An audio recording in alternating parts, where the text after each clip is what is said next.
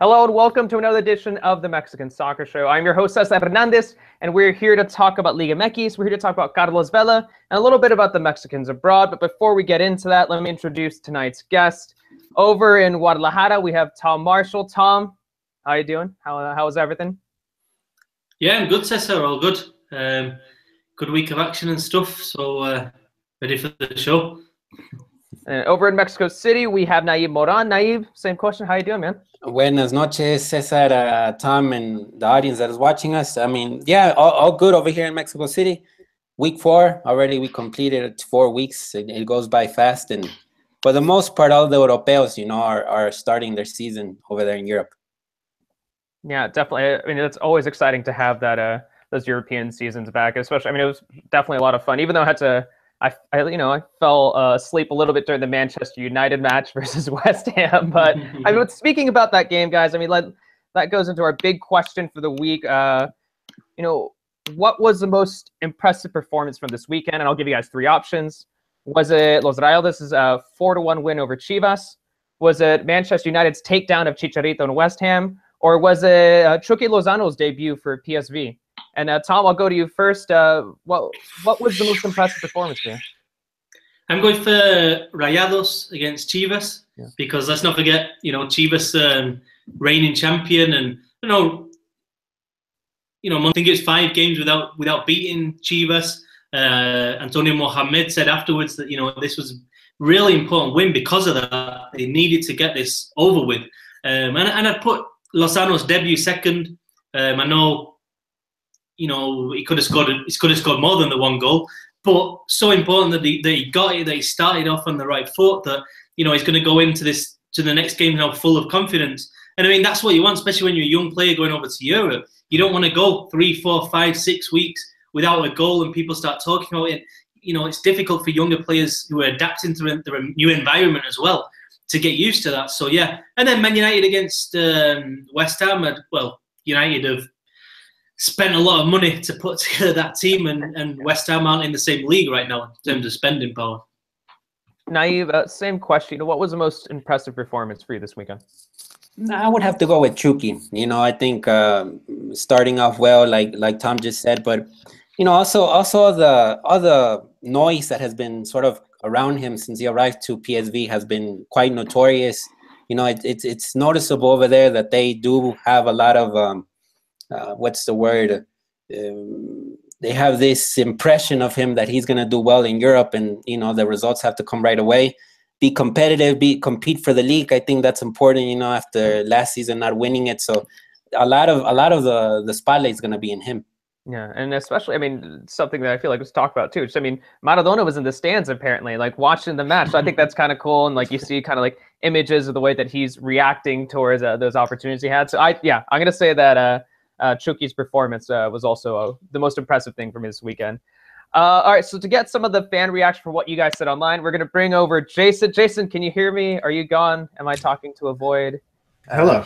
Hi there. There we go. Hey. Hi. Twitter poll, we got a decent number of responses, and it overwhelmingly kind of saying that Chucky's PSV debut was the most impressive of the weekend. 57% of the people saying that was the most impressive. So pretty overwhelming there, I'd say. And on the chat, we have a few answers with Richard Flores calling for Leon beating Necaxa, which was another impressive win. Wiso also chiming in with that one. For them getting the first win as well. What's he doing over there? Why is he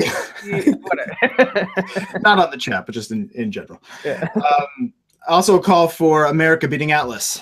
Big win for them in the Estadio Jalisco. And let's see, our friend of the show, Francisco Velasco, on Twitter saying that Veracruz, their win in Santos, a big impressive one. I believe that was the first loss for Santos. So a big win for them as well. Yeah. Definitely worth noting. All right, Jason, are we sending you back? Do I push a button? Are you just hit the drop button, and I'll just fade. We need a fade button to just gradually ghost him out and then ghost him in. We need like one of those like Star Wars fades, like those like iconic fades that you see from the movies, but then we just. Anywho, guys, we're here to talk about Mexican soccer, not Star Wars. And I think something that we have to talk about, which was major news last week, and it happened after our last week's show, we have to talk about Carlos Vela. It's official. He's going to be joining LAFC for their next season. It's been stated that they're going to be playing.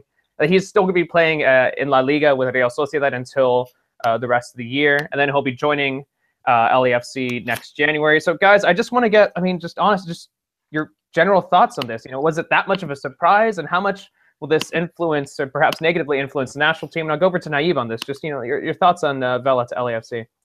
No, it was something that I saw coming. I think in the last show that I recorded with all of y'all, I said that I was joking about him arriving to Galaxy, but at then I was LAFC. It turned true.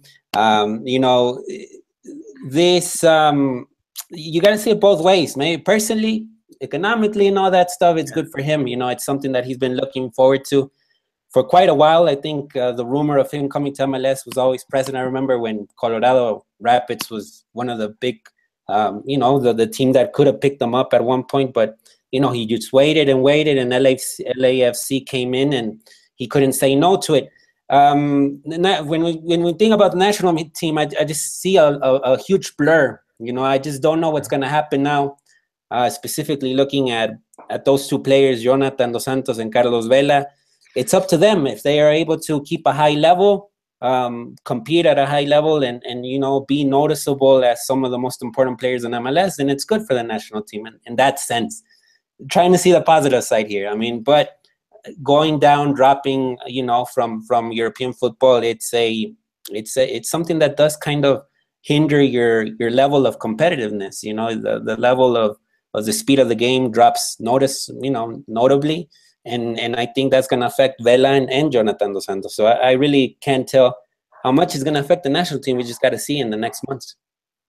Yeah, and I think, luckily the national team, I feel like it has enough depth that it could still be successful. But but these are two key players. And obviously you bring up Jonah because you have to bring up Jonah in this conversation as well, because Jonah is already, in Los Angeles. He's already made his debut for the Galaxy recently. I know Vela's going to take a little bit longer, because LAFC isn't playing in MLS just yet.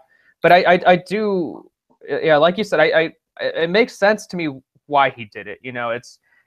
There's a nice lifestyle. He's going to be getting some good money, and it's just careers are short. Why not do it? I know he's been in Europe almost his entire professional career, so it makes sense. But it does, as a national team fan with the Mexico flag right behind me, it does hurt. I don't know.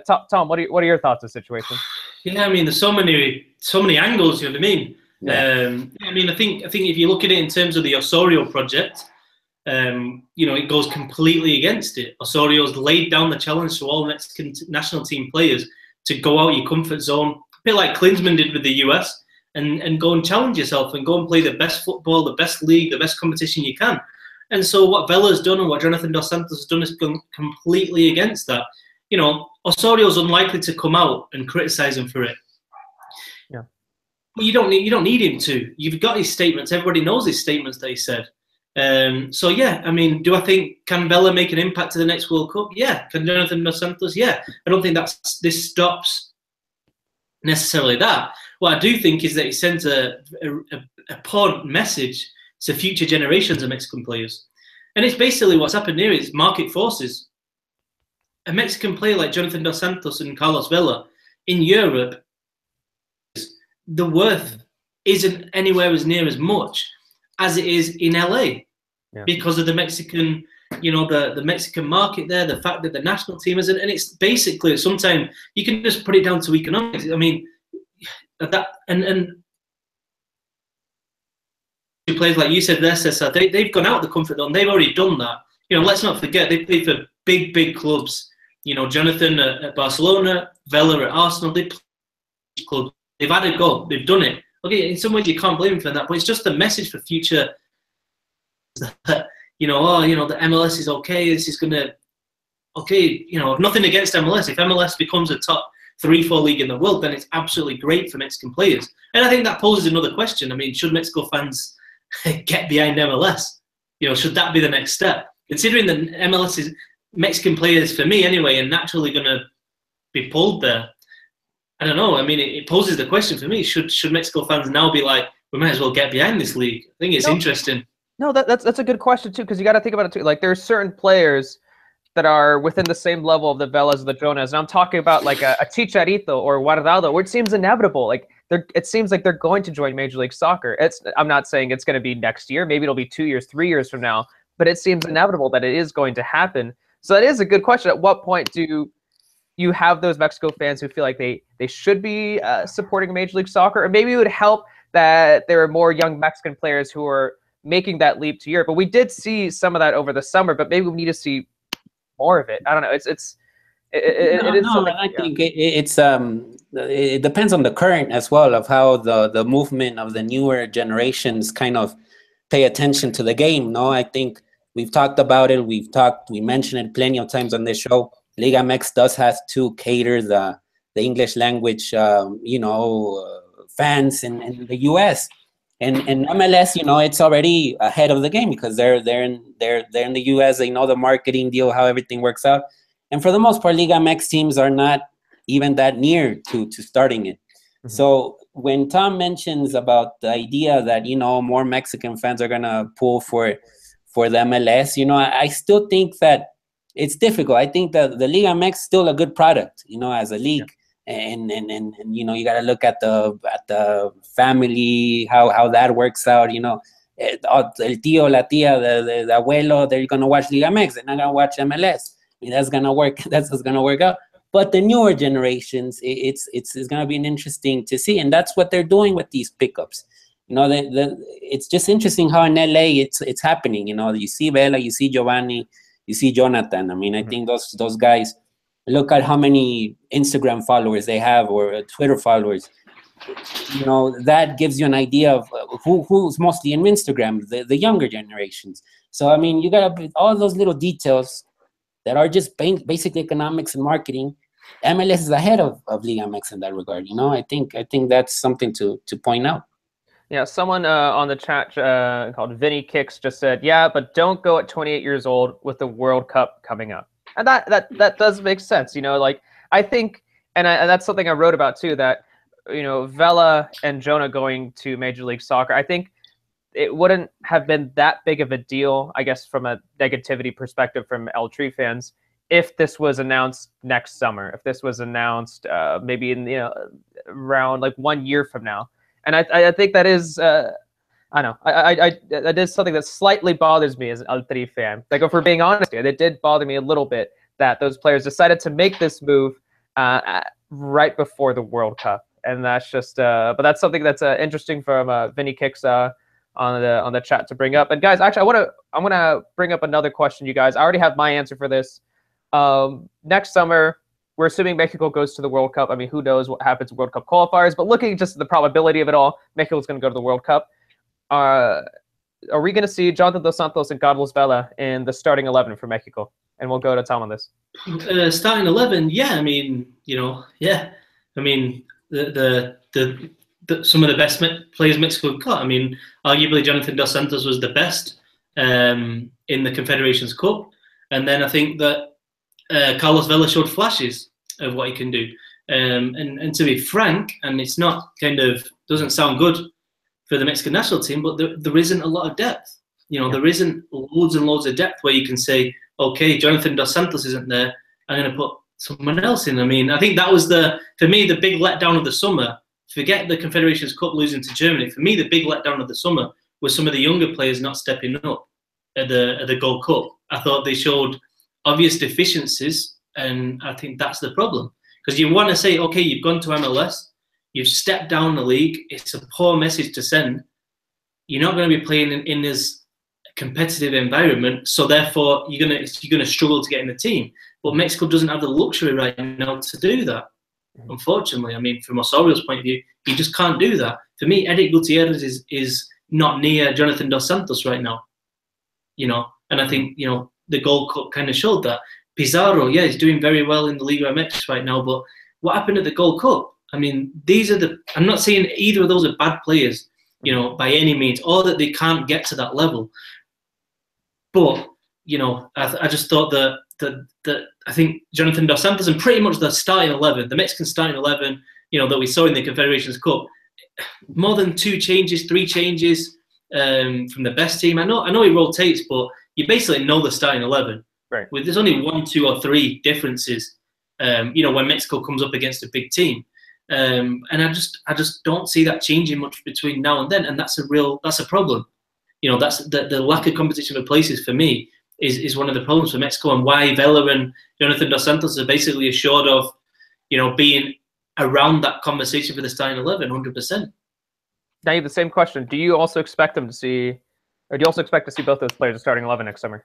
Yeah, but one thing is it would be a huge risk if Osorio, for example, decides to say no, they won't be in the 11, and they're going to put Orbelin and I don't know, Chucky Lozano, for example, instead of Vela in the 11.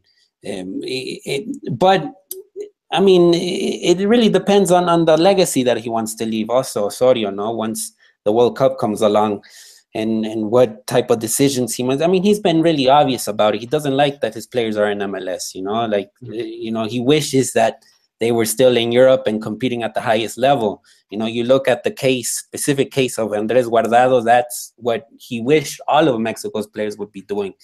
He did go down. He's going to a tough team like Betis that is not going to be battling for titles. But the fact that you can go to Camp Nou, to Santiago Bernabeu, to Wanda Stadium, where Atletico de Madrid is going to play and compete against those teams, that's going to raise your level.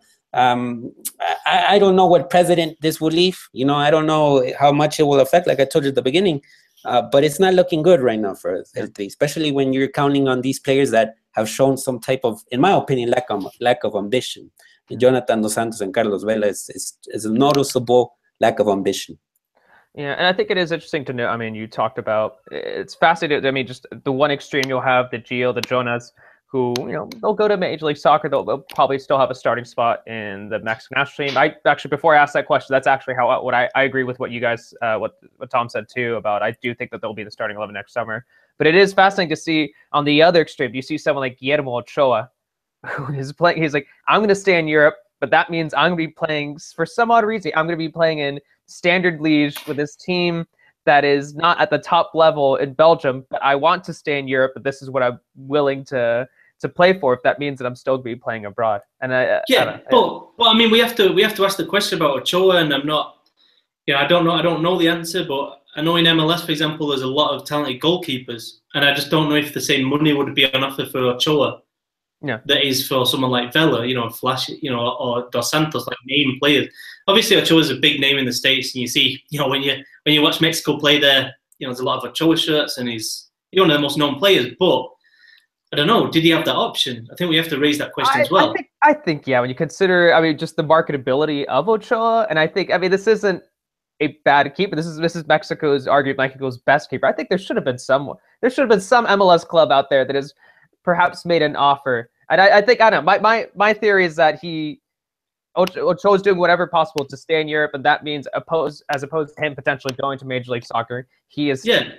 But the counter question then is the Belgian league better than MLS? I mean, ooh, yeah, no, that's why I said probably not. Probably not, to be honest. I mean, I don't know. I agree. No, I like what Ochoa's done. I like what Ochoa's done, but I don't know. I'm just being negative tonight. No, but yeah, the thing with Belgium and is the same thing with the Netherlands. No, they're leagues that form players. That they're really good for players like Uriel Antuna, who's arriving in Groningen, and Omar Gobea. Well, I think Omar Gobea, we'll mention him later, but I think Omar Gobea did the right decision to go to where he's at right now. And he's playing, he's starter, he's getting assists, he's getting goals. Yeah. You get the attention of, the maybe he'll stay in Belgium still and play for one of the ones that are actually competing in European competition. But that's what you want to see from the young Mexican footballers.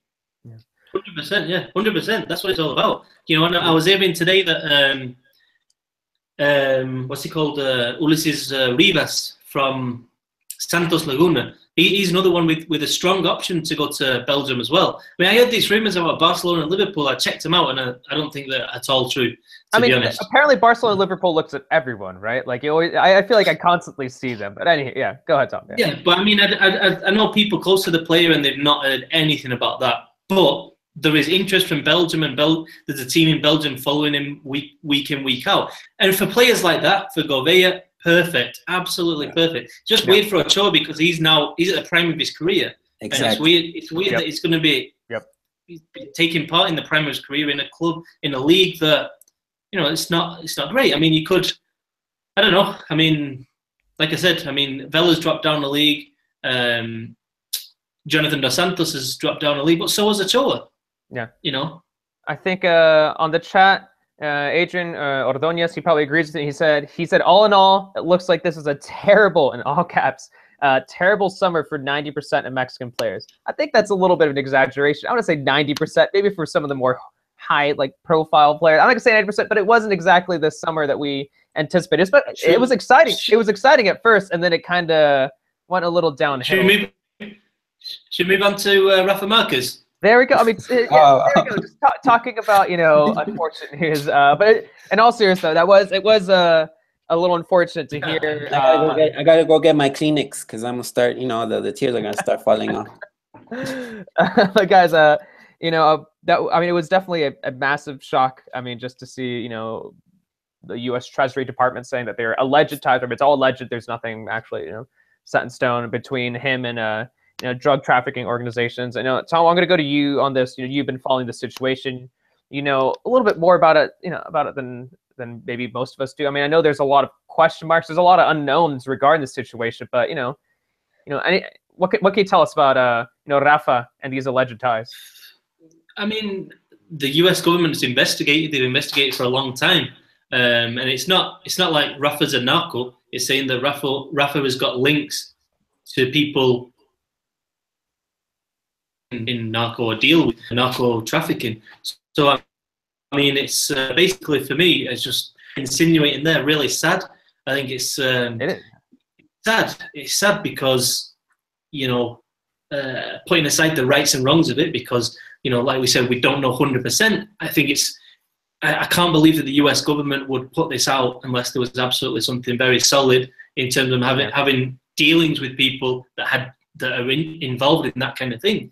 And there's some really good stories out there as well. You can read some properly, you know, put together pieces. But it's sad for obviously for the Mexican game. I mean, that's my perspective on it. Is I'm looking at this from an outside perspective, and I look at one of the, you know, probably the person in Mexican football who is taken most seriously when he speaks, because Hugo Sanchez, at the end of the day, a lot of people don't take him that seriously in Mexico now. We know what he talks about. You know, he comes out and says a Mexican has to manage the national team, and it's like, yeah, we've heard it all before. But when Rafa comes out and speaks, it's kind of everybody sits up and listens. You know, he's somebody who was putting together a players' union. You know, somebody who's won, you know, the Champions League. Someone who just carries a lot of weight. And I think, aside from him going to the World Cup next summer, you know, perhaps getting that 5th World Cup, he's someone who, beyond that, had a massive role to play. Or potentially still does it, you know, we'll see. But in the future, the Mexican game, somebody could kind of needed link between the sporting side, the playing side, and the directing side, and the marketing side, and all that kind of thing. But you know, it's very difficult now to see him, you know, getting back to that position, and especially soon. I mean, this is a question of timing as well. Considering all the investigation that has been done for this, it's not like you click your fingers and and the U.S. government suddenly be something like, okay, oh yeah, sorry, yeah, we didn't check that, sorry, like, yeah, man, from one day to the next. I mean, this is a thorough investigation. I'm not saying there's no potential that, you know, Rafa is completely innocent, because there is, but you know, it's not gonna be something that's gonna be resolved quickly. The other thing is, you look at the sponsors, you know, what's you know, Gillette, Nike he's sponsored by, and then, you know, Atlas sponsored by Adidas. So can he put the Atlas shirt on? Will Adidas want to be linked with a player who is on the list there? I mean, there's so many questions. If I remember correctly, Nike has already dropped their sponsorship for him, right? I think I actually saw Duncan. I'm pretty sure I saw Duncan post something about that. But yeah, I think I saw somewhere else that did not. So I'm not sure. Okay. I'm not sure. I guess, I mean, either way, it's not good. I mean, it's just, I mean, and Naive, you know, asking you a question. You know, what do you? Obviously, questions start to, you know, emerge about the future of his career, and also the future of just that players union, which we all heard about rumblings about. What are your thoughts on just for the future regarding those two?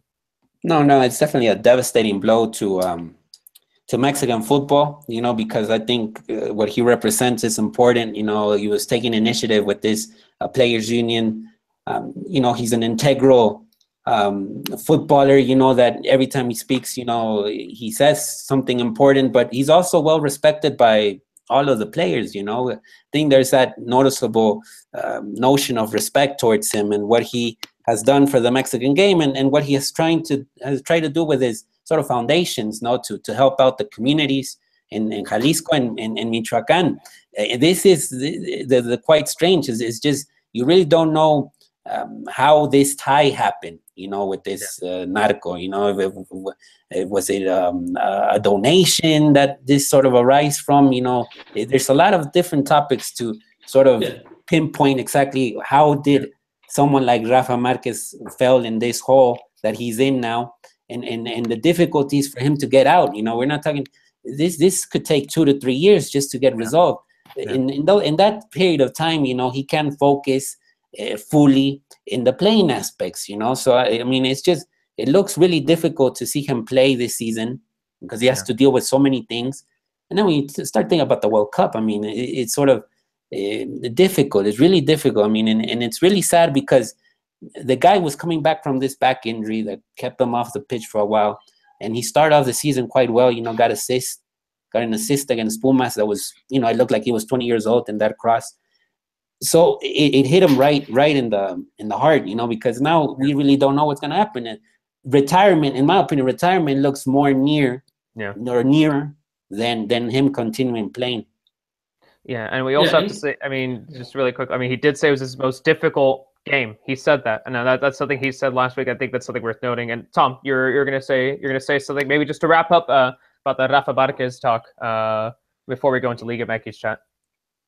No, I mean, obviously, Mexico's got a big problem with narcos. I mean, I've been here, I think, about 9 years now, and it's like, it's you speak to people, it's not something that's not there. It's there. You know what I mean?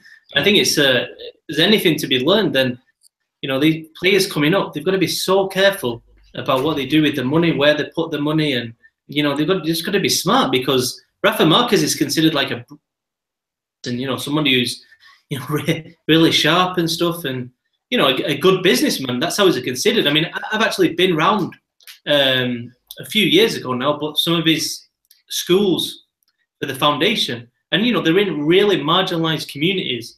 Like, you go out to these communities and there's not much there. They're really difficult conditions, and then you see the school and you see him doing good things. But I mean, you got to be so careful about where that money's coming from and everything. I think if there is something to be learned from it, then hopefully young players just I don't know, you just got to be so squeaky clean. Yeah, and it's unfortunate here. I mean, we'll see where this goes from here. I mean, like you guys said, I mean, this isn't going to be instantaneous. It's not like we're going to hear a definite answer about his situation tomorrow. It's going to take some time, and yeah, we'll keep an eye on that. I mean, and just looking over more at Liga MX stuff. Speaking of Rafa, we gotta talk about Atlas. Things aren't exactly going very well for them. They lost 1-0 over the weekend to America. It looks like Clifford's now injured. This is now 2 losses in a row. Naib, should fans be worried right now? Should Atlas fans be worried about Atlas, especially after this weekend? And we saw those some of those players too wearing the Rafa Marquez jerseys, in support of him. But I don't know. Yeah, your thoughts on Atlas? No, I think of course, the miss that Rafa Marquez, the leadership, is important for that kind of team, especially this young team that Cruz has sort of developed in the past, I would say, almost a year. But the Clifford Aguaye injury, what I was reading is 4 months, and Aguaye had been phenomenal in the midfield, in the loss against America, he's shown. I mean, he stepped up to the plate and probably was one of the best players, if not the best player in the field in that match against America. So if not having Aguaye and not having Marquez, it complicates things for Atlas, because it takes away important players in the midfield. They did manage. I think America overall played a good game, especially in the first half. Yeah. But in the second half, I did see Atlas kind of pushing forward and creating dangerous plays. Of course, they had the penalty before America did, and it was the questionable penalty and blah blah blah. And the Panenka, another freaking Panenka. Was it a Panenka? I don't think that was a Panenka by Milton Caraglio. I thought that was just because like a Panenka. I think it's like when I think of a Panenka, it's like a little chip. Like it's kind of like drifts up in the air. I think Milton Caraglio's is more direct. I think that was. He tried a Panenka and he totally failed. I mean, let's just put it that way. Yeah, there you go. He didn't score. He didn't score. That's all that matters. Yeah. He didn't score, and right after, Oribe Peralta had the penalty and he shot it the way that he was supposed to shoot it, in that crucial moment, and then they got the win. But it's the Clifford Aguaye injury is just unfortunate. I would say. I mean that's going to be a huge miss for Profe Cruz's Atlas. Yeah, Tom. Your thoughts on America right now. Right, that was a big win for them. Oribe got that late goal for them, or anything. You're in the Guadalajara area. Maybe anything from maybe how like some of the fans are reacting recently about the loss, or about just anything regarding Atlas right now. It's just not a good time for the team. No, I mean, yeah. First up, Atlas. I think that it's just going downhill. I mean, obviously the first two games they won both of them, top of the league. Everything is going well, and then I don't think you can underestimate just the size of the impact of this Rafa thing. I mean, I know we've gone over it, but for a club like Atlas to have Rafa Marquez there, and then for him to be accused of this it's just a massive. It rocks the whole institution. Yeah, it really does have a massive impact. I mean, it's like Landon Donovan being accused of having links to narcos, or Wayne Rooney in England, or Buffon in Italy. I mean, it's absolutely massive. I actually don't think it's had the impact in Mexico that it could have done, because I think in other countries journalists would then start investigating kind of other players and other links, but I mean sometimes the Mexican press isn't. It's just not how it works, to be honest. But yeah, I think Atlas, obviously the big Cliff injury is a massive blow. I think confidence is low now, and the biggest thing for Atlas now is that the 2 points from the last place in the relegation table. Yeah, so I mean, you got 2 weeks ago, the top of the league, everybody's going. I was saying they're playing well, nice 4-4-2, work hard, really intense, press really well, solid. And then all of a sudden, a couple of defeats, and you're like, and all this other stuff going on. And you're like, fans aren't happy in Guadalajara that they're playing on Friday nights, because traditionally Atlas play on the Saturday. So I mean, there's a lot going on surrounding Atlas, and it's not, the club's not in a good place all of a sudden. And the big thing is the relegation, because you're 2 points away now. And Veracruz just won a game. Yeah. You know what I mean? So the pressure's on Atlas now. And that's problematic. And with America, yeah, I just think they're gaining rhythm now. I think, Miguel Herrera's had time to work with the squad. He's kind of ditched his commentary positions temporarily. His side job, his little side gig. Some people Uber, some people Lyft. Miguel Herrera. No, they'll come back. They'll come back practically in 2 weeks, maybe, with the national team playing. Yeah. But the minute, I think he's found his. I think he's found his team basically, and it's interesting to see how he's changed formations, and playing with basically 4 forwards, which is pretty interesting. And yeah, it's working well. But I mean, America got some very good players. Let's not forget that. Yeah. I mean, Lavolpe last season, he suffered from injuries. Aguilar, the right back, Samudio was out for a long time. Who else did you have? Cecilio Dominguez was out. There was no good defensive midfielder. Yeah, and then they got in back, bought Guido Rodriguez, an Argentine international. I mean, so yeah, it's all coming together for America, and they can go a long way in this season. It wouldn't surprise me if they made a final. No doubt about it. Dave, your thoughts. You're in Mexico City. To wrap up things on this Atlas America match. Your thoughts on America. It does look like things are getting better for America. And it wasn't the most promising start, those losses to Querétaro. And I say losses because they had the one over the summer over here in LA, and then they had the one in the regular season. It does look like things are building, even though they're able to narrowly escape with a win. It does look like things are positive for Piojo and America. Yeah, I think that there's still, in a sense, room for improvement in the finishing department. Because I think there with Romero and Peralta, I think that has to start clicking, because it looks like of the 4 forwards, the one that seems in a hot streak is Cecilio Dominguez. And I think Peralta and Romero, well, Peralta already scored that nice goal against Pumas. But Romero is the big question mark. You know, it's that player that's still kind of should he be a starter, considering now that Mateus Uribe, the Colombian international, who's actually gotten a call-up by the national team already by Peckerman. You know, we're talking about a Colombian international here. Yeah, that's he's a player that has to be in a starting 11 and like a club like America. So it'll be interesting to see how he integrates him into the fold. You know, because right now, how I look at it, Edson and Guido Rodriguez are working well in the center of the midfield, you know, but would Mateus Uribe integrate himself there? And does that mean that Edson has to move back? Or do you put Mateus on the right where Darwin Quintero's playing, and you put Darwin Quintero where Romero's playing, and you take Romero off the starting 11? So there's still sort of a little movements that he has to do in the 11, but it's looking quite well, you know, especially when you have a player like Cecilio, no, that it's a good number 10, you know, and another international, Paraguayan international, you know, this is a team that does have a good number of internationals in South America, and the competition they have in CONMEBOL. I mean, that's huge, you know. It's like maybe Liga MX doesn't have Libertadores, but when you have players from South America playing in CONMEBOL qualifiers, that improves their game as well. Yeah, well, I gotta say, one thing you gotta watch out about Guido Rodriguez after watching him for quite some time over here in Tijuana. That guy, he's talented, he's incredible. It's been so much fun. It was so much fun watching him, but he collects yellows. That guy collects so many yellows, and we saw that red he got recently. So that's something to keep in mind. Let's see, maybe he'll get another one this season. All right, guys, let's talk about Monterrey's 4-1 win. This isn't Manchester United over West Ham; it's Monterrey over Chivas. 4-1 win over Chivas. In Monterrey, they've got quite the roster.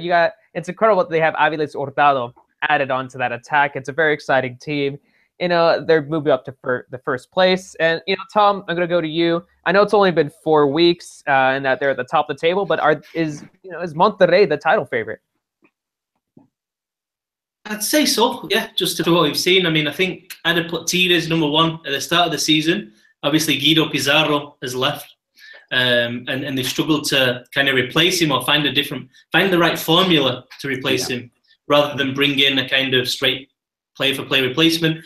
But yeah, Monterrey are looking really good, very solid. I don't know. I mean, looking at the team, they've got like 9 foreign starters against Chivas. And you know, interesting that Cesar Montes has been dropped of late, and Nicolas Sanchez, who's, you know, an Argentine centre-back with so much experience. You put him next to Basanta, another Argentine centre-back with a lot of experience. I think it provides a rock, to be honest. I think it looks more solid like that. And, you know, Stefan Medina, Colombian international right-back. I mean, you know, Carlos Sanchez coming back into form, another Uruguayan international. But I think the real difference is up front. And I think it's quite simple. Aviles Hurtado's come in for Edwin Cardona. And Cardona's a fine player, but Cardona's more of a technical player. He's quite slow. He likes to take an extra touch. And I think if you're the type of team that likes to have the ball, likes to have possession, and you need a player who's going to unlock defenses, Edwin Cardona's the player. You know, he's very much a flair player, good shooting from middle distance, a long range. But Aviles Hurtado is like that. He's a perfect counter-attacking player. Yeah, agreed. And Antonio Mohamed, that's his style. He likes to quick transitions and to hit teams hard on the counter. And I mean, I think that's what we saw against the Chivas team that do like the ball, that do like to throw players forward. And I think Monterrey, now they've got Hurtado and Pavon together. Those 2 players are the key. Because you've got Funes Mori kind of, you know, a number 9, pinning it all together. Then if you have the average position for Pavon and Hurtado, they're actually very central. They're very close to Funes Mori. They're a very narrow. Monterrey's a surprisingly narrow team. That's something I've realized. Yeah. I don't think that's because they don't play there. It's because they swap so much, because they're so fluid. So the average position's quite central, but they're giving freedom to roam outside, find space, swap with each other. So it's quite interesting how they've done that. But if you've got 2 players like Pavon and Hurtado, I mean, they're absolutely made to counter attack. And Antonio Mohamed's style with Club America, what was it? Counter-attack. Yeah. What was his style with Cholos? You know, counter-attack. He had, what was he called? The guy who, what was he called? The guy who never really went to Europe and never just couldn't do anything. The guy who missed the penalty in the Libertadores. Oh, Dubiel Riascos? Yeah. He was such a key player. And then with America, Darwin Quintero came into his own. And now Mohamed's got, it's a coincidence, but more Colombians, Hurtado and Pavon, who they're charged with that. So, I mean, if that's that's how I see Monterrey right now. I think they're very solid defensively, and they've just got this. They're so fast, they're so direct, they get through on goal so easily. That was great. I mean, I saw that at Tijuana. It was fantastic to see. I mean, obviously the crowd didn't love it. They were wishing that Xolos were a little bit more effective with their possession. But no, they would just hit these teams they would hit Xolos so fast off these counters. And like you said, like when you have Aviles with the ball off counters, I think that is the ideal Liga MX player, like on counter, just with his pace and just with his creativity. That is just his movement on touch of the ball. That's the exact guy you want on counters. Naive, we talked about it a little bit, right here, what Tom said. Is this, what is making this team click? Is it this style of play? Is it maybe more so to do with Mohamed? Is it more to do with Aviles? Why is this team doing so well? And right now in first place. No, I think we tend to forget. I mean, I think Dorlan Pavon has been in Monterrey for a while.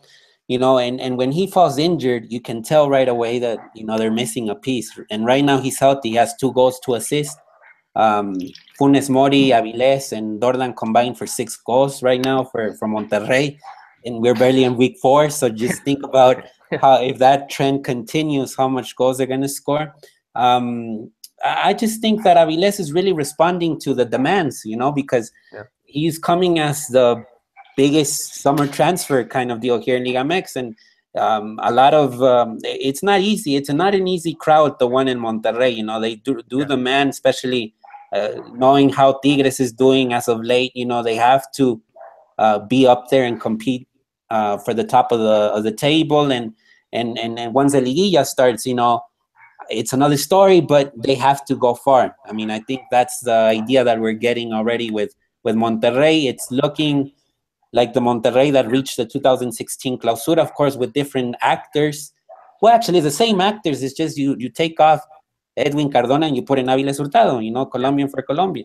And now we'll have to see exactly how fit they are. And I think like Dorlan Pavon staying healthy is crucial, because I do have that sense that, if Dorlan falls injured, I think Monterrey could suffer a bit. On the chat, we have someone named Javier Hernandez. Where have I heard that name before? I'm not sure. Sounds a little familiar. But he said, Monterrey looked like the most solid team for me up to now. Things can change, though. Chivas might wake up sooner or later. Tom, really quickly, before we talk about some of the other Liga MX matches, Javier Hernandez, I don't know if that's the same Javier Hernandez. Maybe he follows. He speaks English. You never know. You just talk about Chivas. Are they going to wake up? Should fans feel worried about the team's start? I know they've had injury problems, but your thoughts on Chivas at the moment. Just quick last point about Monterrey. I think Jonathan Gonzalez, 18-year-old from California, unbelievable. The fact he's starting, and you look at the roster at the Monterrey, the fact he's been starting games for that team is, it's sensational what he's done to get where he is. The other thing about Monterrey is, right, I just want to throw a question out, not to answer right now, but for maybe people on the chat, for Twitter. Aviles Hurtado completes 5 years in Mexico in January. That he's never played for Colombia. That makes him eligible for the Mexican national team. I know he said before that he'd prefer to play for Colombia. The question's going to be asked. It's only a matter of time now. The question's going to be asked with the World Cup coming up, with a player that gives you, I don't know a Mexican player that gives you that explosivity, that explosiveness, not explosivity, explosiveness in the final third. You know what I mean? And I just think it's a valid question. For me, he's in the squad easily, and he's a great substitute to put on there. But we'll see. But yeah, Chivas. Is it worrying? Yeah, I think it is worrying. I mean, we all know Alan Pulido's out, but the team's not clicking. I think obviously there's a problem motivating players after they've won the championship. It's just not the same. I think last season, I recently did like a Liga MX all-star team. Just my opinion. People can disagree, agree or disagree, whatever. But I didn't include many Chivas players. And it's not because I've got anything against them, but I just thought last season what they did, it wasn't because they had star names, it's because they worked together as a team so well. And it's because some players I thought played absolutely out of the skin. You know, Jack right back, Hernandez at left back, you know, Salcido just rolling back the years during the Liguilla. I mean, I just thought the players just absolutely played better than they kind of should play, if you know what I mean, on paper. And I think maybe it's a natural little drop after that kind of adrenaline rush of going for the title. And yeah, obviously the Pulido thing is massive. And, you know, Salcido's looking a bit more his age now. Alanis is, you know, lost a bit of confidence. I think maybe after the Confederations Cup. And yes, it's concerning for Chivas, no doubt about it. You've got to combine those factors as well as the fact that they've not signed anyone. And I think that it's not necessarily that, oh, let's go out, you have to get a big name, but it's just the message. It's just bringing someone in to freshen up the squad, to kind of, to say to somebody like Gallito Vasquez or even Pineda or even Alanis, or, you know what, you've got a new competition here. This is the guy who's coming in. He's a regular for this club. He's coming in. You're gonna fight for your spot now. And I think that keeps players on the toes.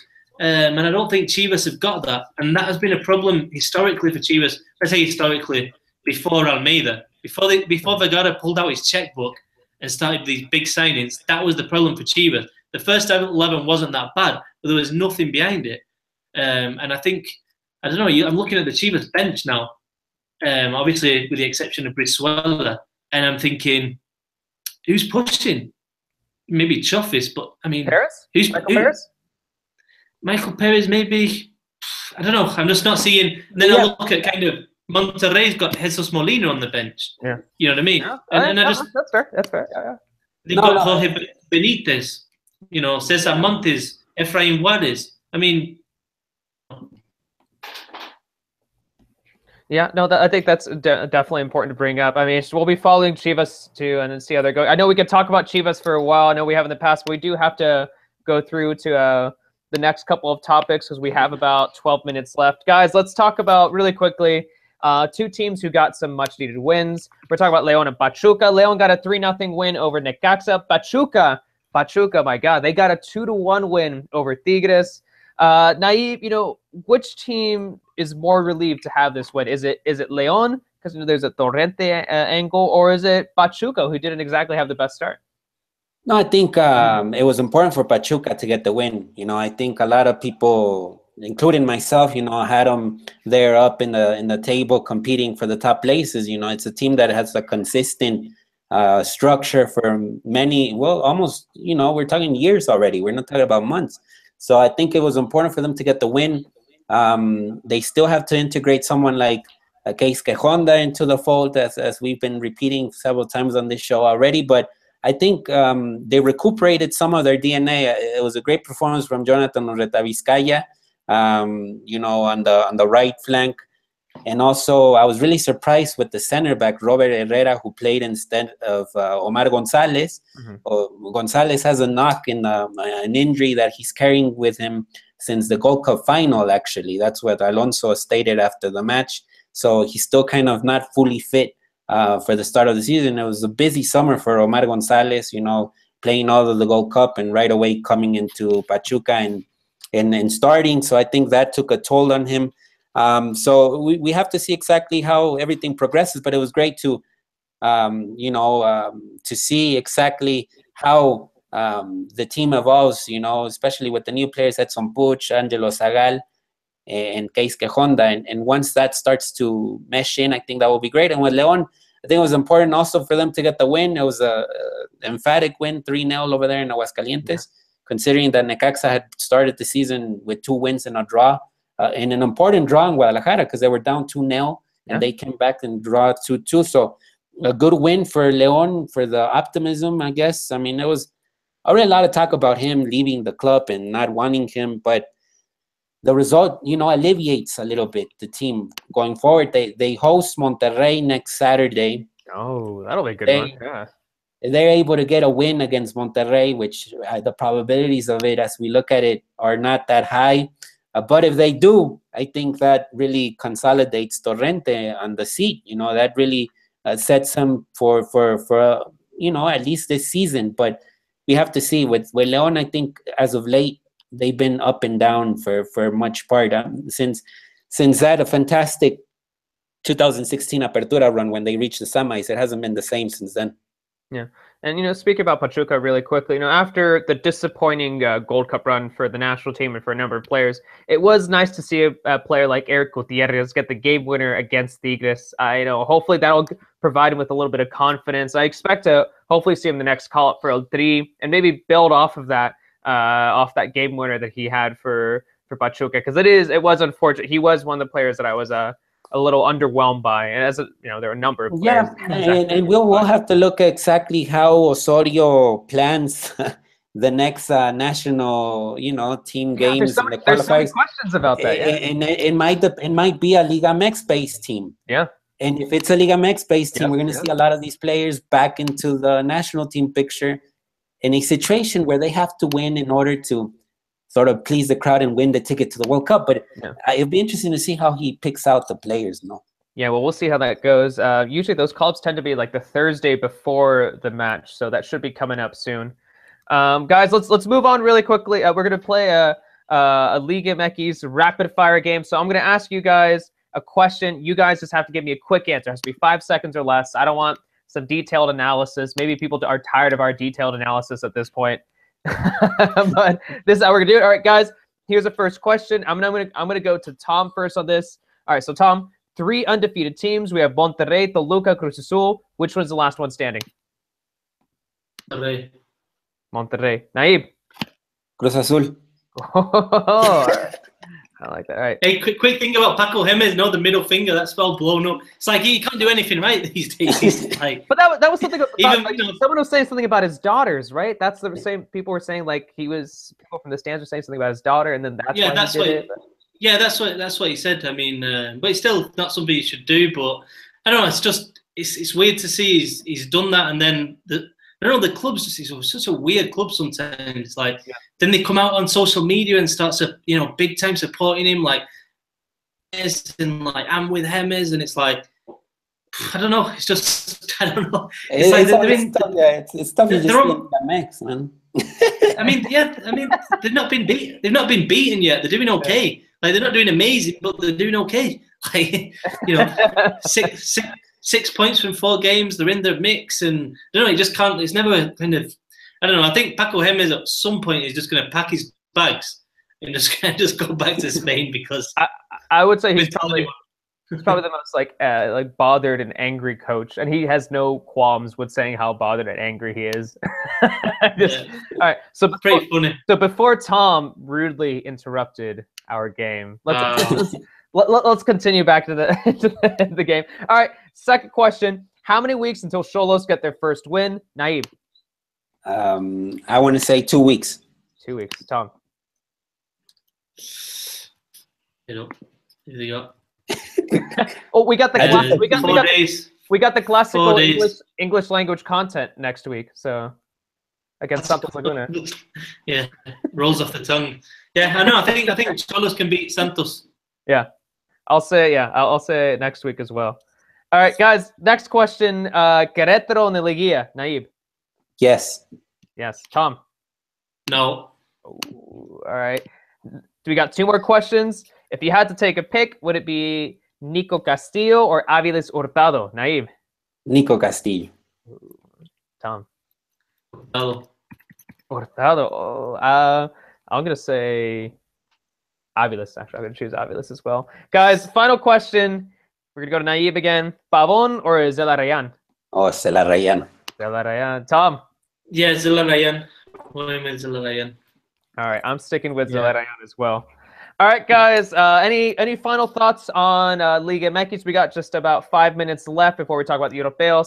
Anything that you guys want to bring up really quickly about the weekend? Tom, anything that comes to mind? I think Almeida getting that suspension for 2 games, obviously not great for Chivas. Lobos Buap, I think, falling from grace a bit with that 2-0 defeat. I mean, people are talking about them being like, Leicester City, but for me, it's premature. I think they're going to struggle. To be honest, I think they're going to be exciting, but I don't think they can keep it up. And yeah, I mean, let's keep an eye on the relegation as well, because Veracruz now bottom, Atlas only 2 points above them, and there's quite a few teams from there to, from 80 points to 90 points. So it's probably time to kind of, have a look at that as well, because like, Atlas, Querétaro are still down there, Puebla, Cruz Azul is still down there, and even Santos Laguna. I mean, I don't know, Santos Laguna are actually 9 points behind Morelia. I mean, you wouldn't think that, would you? Going back the last few seasons. It's all the draws, Tom. It's all the draws. It's all the draws. They did, statistically speaking, they've had a draw for the last 100 games in a row, correct? It seems that way, doesn't it? Yeah. And right now the relegation race got interesting because Atlas lost 2 in a row and Veracruz won 2 in a row. So I mean that automatically changes the panorama of things there. And Veracruz is quite. I'm intrigued. I gotta check the record they have with Juan Antonio Luna, but it seems that every time that Luna is coaching Veracruz, they actually have a really positive record. They get a lot of wins with him. So watch out with Veracruz. You never know. It's strange Liga MX things that happen sometimes. And that was definitely a big win for them against Santos Laguna over the weekend. So yeah, we'll see how that relegation race unfolds. We still have plenty of time until a team gets relegated. Naip, we're going to go to you right now. Let's talk about the Mexicans abroad. I know we only have a few minutes, but you bring up a few of the things that stood out to you this weekend, whether it be Chicharito, whether it be Lozano. You did the wrap-up recently for ESPN FC. Just what comes to mind when we talk about the Europeos? No, I think the Chicharito debut is important, for his career. I think Tom nailed it with the piece that he wrote before Friday, I think it was. I think it's important for him to be in the Premier League again, but it's a different story. I mean, it's a different reality. It's not like it used to be, kind of, when he was with Manchester United and it was all beautiful and stuff. Now there's gonna be a lot of storms, kind of. It's gonna require a lot of patience from him. He has to be more clinical, I think, with the scoring options that he will have, because West Ham doesn't look like it's gonna develop tons of scoring options. So I think looking at it from another perspective, but still, he's in one of the top leagues in the world, and he's competing against the best in the world. So I think that stood out. Guillermo Ochoa had a mistake, I think, in the goal that Standard Liège conceded in it was basically the end of the game already. It was going to be a 0-0. And Ochoa, in an aerial play, messes up the decision-making and leads to the goal. So I think that hurts a lot, for Ochoa. But, it's 1 win, 1 draw, and 1 loss so far for Standard. So it's still early on in the season. And I didn't actually mention Moreno in my Europeos wrap because the season's still not starting over there in Italy. But it'll be interesting to see what happens with Moreno, because I don't know if he's a starter yet at Roma. Yeah. And because we assume that, he made this great decision to go to Roma, but now it's like starting from scratch. He has to prove himself that he's a reliable left-footed center back. He didn't have the best of Confederations, so I think that might have affected a little bit. But he's the center back. He's probably the center back that has the most minutes in Europe. We'll see what happens with Salcedo and Eintracht and what happens with Diego Reyes, because it doesn't seem that Porto needs him. Yeah. And if that's the case, we'll probably see him move to another club in the last hours of the transfer window, And if it's back to Espanyol, it'd be freaking nice, because that's, following a 2-year process with the same club. It always seems that this guy is jumping from one club to the other. And lastly, I mean, I think Omar Govea, it's someone to look at, as a young player that is playing, having constant playing time and doing great things at his club. Yeah. And also, I just realized right now, Marco Fabian too, who's had some back problems. If I remember correctly, he's out for 2 months. 2 months, yeah, that's what I read as well. 2 months. So we'll see how that goes. So it looks like Salcedo won't have him just yet in that starting 11. Tom, did you get a chance? I know you're busy over the weekend. To anything regarding Chicharito, to watch him and West Ham take on Manchester United? Yeah, I mean, it's going to be difficult. There's a big gap between those teams. I didn't think Chicharito played badly, but I mean, just taking a step back, I just not being biased, but I think it's really important for Mexican football that he does well. Like I think Mexican football right now, it needs a kind of injection of positivity. I mean, you know, there was the negative scenes with Osorio coming back after the Gold Cup. The Confederations Cup wasn't as good as people hoped it would be. And then you've got the European players, and you know, there's some big question marks going on around the Mexicans' European players. And I just hope that Chicharito, you know, he got the start straight away. He's probably not 100% yet. You know, he came into the squad late. You know, he's still adapting, so we got to give him a bit of time as well. There are a lot of question marks, and I think it's worrying. I mean, I look at the Mexicans at Porto, and it's a concern. That's that Hector, you know, Herrera, who played well for me in the Confederations Cup, isn't getting in that team. You know, and he isn't getting the team because Oliver Torres is playing the more attacking midfield role, and what's the other guy's name? Pereira, the like kind of more defensive role. And he's been there years now. He's fully adapted to the Portuguese game. He's been the captain for like multiple games last season too. Yeah. And the fact he's not started these first two games it makes me wonder what's going on. What's he doing? You know, what's happening in training? So the manager doesn't want him. And the second question, if he's not getting in the team, what's he doing there? Mm-hmm. You don't go and play for Portuguese league to be on the bench. You know, the same with Layun.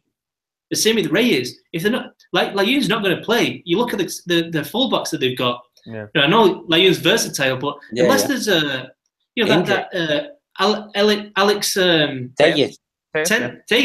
He's a very good player. The right back, I think it's Pereira as well. Mm-hmm. Another good player. I mean, Layun's not going to play. If he's not going to play, he needs to get out of there. There's no point sitting around on the bench in World Cup year. You know, and obviously Reyes he's never kind of fit there, you know. And then obviously Tecatito's the only player we can consider a starter at Porto. Same goes for Raul Jimenez. Yeah. What's happening? That guy Serifovic, you know, the Swiss striker, with him. I mean, I know Raul Jimenez came late into the preseason, but I mean, these are challenges that these players have got to get over, and they've got to get over quickly because this is a World Cup year. Raul Jimenez needs to be putting pressure on Chicharito, on Vela, on the, you know, for the place in the starting 11. And well, we gotta give Osorio a call so Osorio can call Bielsa, and Bielsa can pick up Herrera from Porto. I think that's what we have to do. So he can go to Lille. I mean, that'd be amazing. That'd be like, I think that will, if for example Herrera goes to a club like Lille with Bielsa, I mean, that'd probably be the best news in Mexican football this summer, probably. But you know, that's just me thinking fantasy stuff. You know, I think that Lalo Herrera is going to have an incredible season for Rangers. That'll just, you know, fix everything. But Lalo Herrera just knocking in those goals in the Scottish. But look, I mean, I was joking just a little bit ago, but the Herrera situation is just strange. I mean, it's just really strange that he's a bench player in Porto. If he's bench, he has to find a way out. I mean, and there's still time in the transfer window. Yeah, and we'll see what happens with those Porto guys. I mean, other like Tom said, other than Tecatito, it looks like the rest of those guys are bench options. But I think Tecatito, if we're talking about Tecatito, I think that he could. I think if there's a season for him to really step up and stand out, it is going to be this season. So that's something exciting for me that I'm going to be following, just because I think he does have a lot of potential. It looks like he does. He is going to be having that starting role on that right wing, maybe, and we'll see what it looks like in that position that they play in. And maybe he'll cut in a little bit more inside. Guys, I was trying to think if we have anything else to say. We cover, let's see, Liga Marquez. We talked about Vela. We talked about Rafa. We talked about the Mexicans abroad. I think we're basically set. So, wait, there's someone from the chat who said, Samuel Jimenez, who said, let's hope Dembele goes to Barca. Tecatito is a first choice to go to Dortmund if it happens. If that were to happen, I would be quite happy with that. I mean, we've always assumed that Tecatito would be making that step up of after Porto, so let's see if that happens. But guys, let's wrap. Great. There could be some type of domino effect that's going on, because I was looking at the rumors as well. You know, Coutinho's going to Barca, and I think Liverpool's looking at a Napoli player to take over Coutinho's place. Yeah. And we've heard plenty of rumors many times that Napoli is interested in Herrera. I mean, if there's a moment in you know that this could actually work out, it could actually happen that we finally see Herrera move to Napoli after many times that we've heard that rumor out there. But we still have plenty of time for the transfer window. Let's see what happens for the rest of the month. There could be something that we actually, if you guys don't mind me, I'm gonna sneak in one more question right now. I'm gonna sneak in one more question before we wrap it up, really quickly. If there is one player who makes a last-minute transfer, one Mexican national team player in Europe, who is it going to be? Tom, I'm gonna put you on the spot. I think Reyes will leave. I think Layun's going to leave. Yeah, I'd say those two. Those two are the most likely. Reyes, all right. Naib. I would have to agree with Tom. I mean, I think Reyes, Layun, and I think the important one would be Herrera. But I think we'll have to wait and see exactly what happens in the next weeks.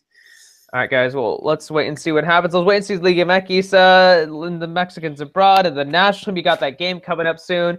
Tom, let's wrap up the show. I feel like we usually gives it to Naive to wrap it up. So I'm going to give it to you, Tom. I'm going to give you the opportunity to wrap up the show and basically say goodbye to everyone. Bye-bye. That's it. That's it. What do you want? I mean, what more could I ask for? I mean, that's perfect. That's fine. Guys, thank you everyone who watched the show. Thank you, obviously, of course, to Naive and Tom. Let's keep an eye on this upcoming Liga MX week, and of course, like I said, the national team games for the World Cup qualifiers next September. And we'll see you guys around. We'll see you next time on the Mexican Soccer Show. See you later.